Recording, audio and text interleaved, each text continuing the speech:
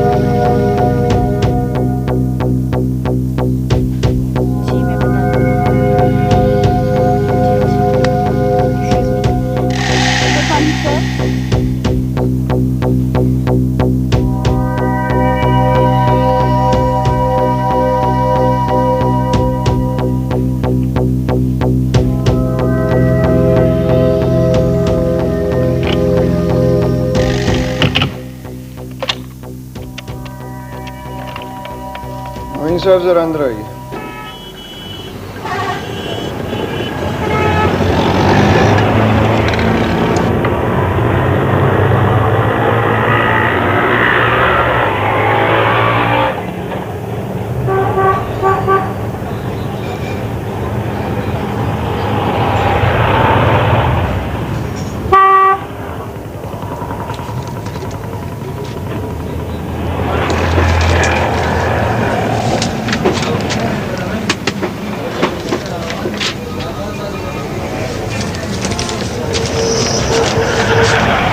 भाई इसके कितने पैसे हुए? 20 रुपए जी।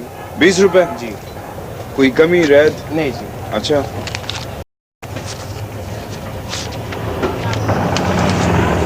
Thank you sir. ठीक है।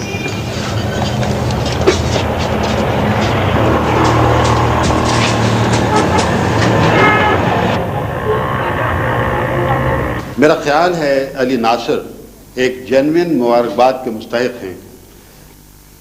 इन्होंने बहुत ही कॉम्प्रिहेंसिव और मुकम्मल तरीन स्पोर्ट्स कॉम्प्लेक्स के मंसूबे का फर्स्ट फेज मुकम्मल कर लिया है।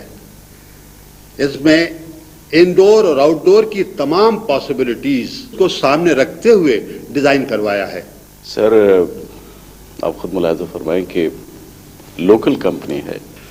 शुक्र है आपने किसी लोकल कंपनी की तरफ भी ध्यान दिया है, वरना हमने अब तक तो ये देखा है कि जो भी नेशनल लेवल के काम हुए हैं उनमें से बेशतर के डिजाइन बाहर से मंगवाए गए हैं।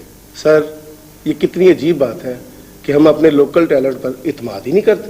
और खुशी की बात यह है सर कि इस प्रोजेक्ट में फुटबॉल ग्राउंड की अहमियत पर खासा जोर दिया गया है।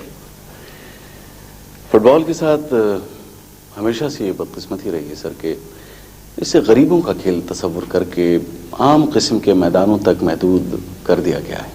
बल्कि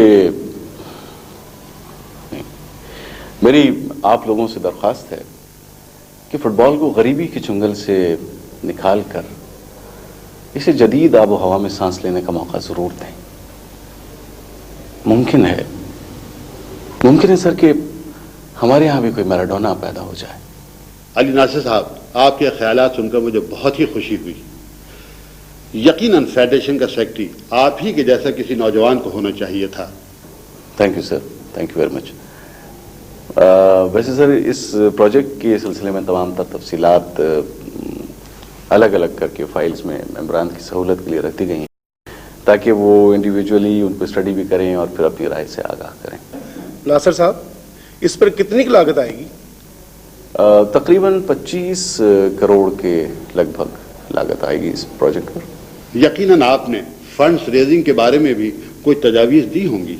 जी सर, उन तमाम तजावीज़ की तमाम तर तफसीलात इन फाइल्स में मौजूद है। तो ठीक है, अगले महीने की 1 तारीख को फाइनल मीटिंग रख लें। आप हजरात का बहुत शुक्रिया। मीटिंग बर्खास्त की जाती है।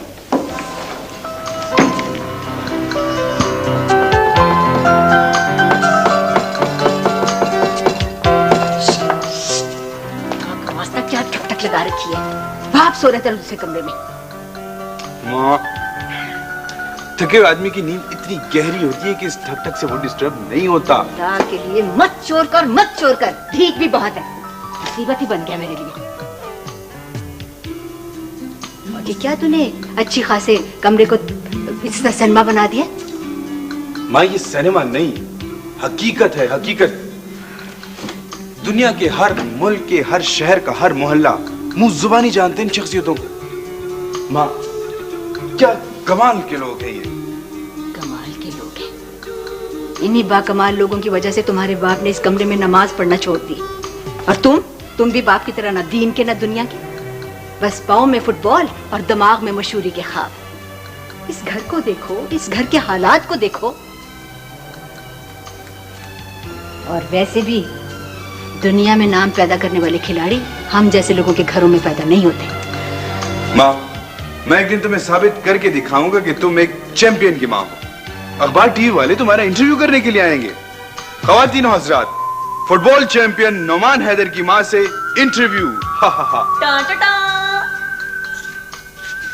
और एक बात और याद रख बेटा, ऐसे मोहल्लों में जहां हम लोग रहते हैं ना, अखबार वाले सिर्फ शहीद की माँ का इंटरव्यू लेने आते हैं। माँ, कुछ पढ़ लिख ले, कोई नौकरी कर ले बेटा। मैं तेरी शादी करूं, तेरे सर पे सेहरे देखूं, कुछ मैं तेरी खुशियां देखूं बेटा। माँ, तू मुझे सिर्फ ये तस्वीर लगाने दे बस। बड़ा ढीठ है तू, नहीं लगानी ये तस्वीर, मना किया तुझे। बहुत ही ढीठ है तू, सुनता ही नहीं आजकल की। ओए, चुड़ैल कहेगी तू कहां से माँ बेटे के दरमियान में आ गई। चलो खैर, अब आई गई हो तो आओ मेरे जरा हाथ बटाओ। कितना डांटा है अम्मा ने, असर लगता है फिर भी नहीं हुआ। चीकू, एक बात बताऊं, वैसे अम्मी भी यही चाहती हैं कि मैं इंटरनेशनल फुटबॉलर बनूं, बस ऊपर से मुझे डांट देती हैं वो। भैया, मेरी भी तो यही ख्वाहिश है। अच्छा, चलो आओ फिर मेरा हाथ बटाओ, आओ तस्वीर लगाएं।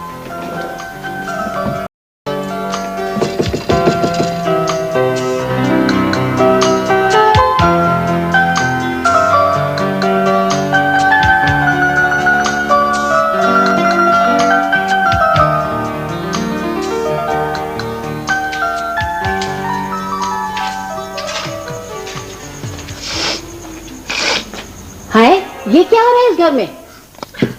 बुआ, सैलेड बन रही, सैलेड। क्या ये तुमने प्याज काटी है बेटा? बुआ शुरू में ऐसे करती है ना। अभी तो शुक्र कीजिए कि मैंने प्याज काटने के शौक में उंगलियां नहीं काट ली। ये तुमने अपनी आंखें क्यों ही निचोड़ ली हैं? अरे मैंने तो तुम्हें कभी बौचहाने के किसी काम को हाथ नहीं लगाने दिया। काम वाली भी 10 मर्तबा पूछती है तब जाकर बौचहाने में घुसती है। ये तुमने कब मसाला और प्याज उठा लिया?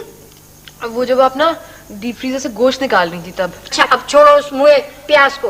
बेटा, तेरी जैसी नाजुक बच्ची है, अगर इस प्याज को छू लेना तो 4 दिन तक इसकी बदबू नहीं जाती। मेरा चंदा, मेरा बच्चा, ये हाथ जो है ना तेरे, प्याज काटने के लिए नहीं है। जाओ, जाकर वॉशरूम में मुंह हाथ धो। हाँ? अरे तूने तो अपनी आंखें झील बना के रखनी है मेरा बच्चा। चलो उठ मेरा बच्चा, उठ। बुआ, हाँ, वैसे आपको ये ग्रे बाल कितने सूट करते हैं ना। शुक्र है खुदा का, इस मुंह से भी हंसी फूटी। Hello everybody. क्या है?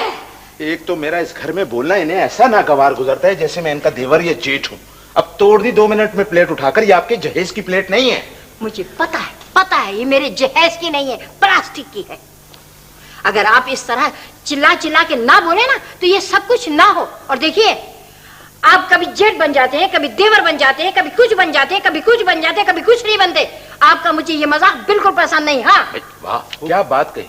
भला दुनिया की किसी औरत को देवर जेठ सास नंद के रिश्ते कभी पसंद आ सकते हैं? ला हौले वला कुव्वत। क्या हम शैतान हैं जिस पर आप लाहौल पढ़ रहे हैं? लाहौल पढ़ने के लिए आसपास शैतान का होना बिल्कुल जरूरी नहीं है बुआ। क्या आप भी हमें बुआ कहेंगे? वाह वाह वाह। बुआ आ रही है? मेरा मतलब है कुचल रहा है। हाय हाय मेरी हड्डी जला दी आपने। अरे हनीफ मामू। अरे सानिया बेटा कैसी हो? ठीक ठाक, आप सुनाइए। बस शुक्र है। लगता है हमेशा की तरह बुआ से ठनी हुई थी। अरे सलीका बुआ को छेड़ने में जो मजा आता है, वाह। इस घर में एक ही तो लाइवली किरदार है, वरना हमारे बहनोई साहब जनाब अहमद हसन साहब और अजीजी हमशीरा सलमा अहमद हसन साहिबा की जोड़ी से मिलना ओ हो जो शीर लाने के बराबर। क्यों मामू, मैं इस घर में नहीं होती? तुम भाई दी तुम कौन हो? मैं आनिसा सानिया अहमद हसन। ये अहमद हसन आपके बहनोई, मतलब मेरे पापा। ओह, आपसे मिलके बहुत खुशी हुई। Thank you. वेलकम। अरे मेरी सैलेड किधर गई? अल्लाह को प्यारे। क्या मतलब? सलीका बुआ को पसंद नहीं आया होगा, इधर उधर गिरा दिया होगा। उन्हें जो चीज पसंद नहीं आती उसे इधर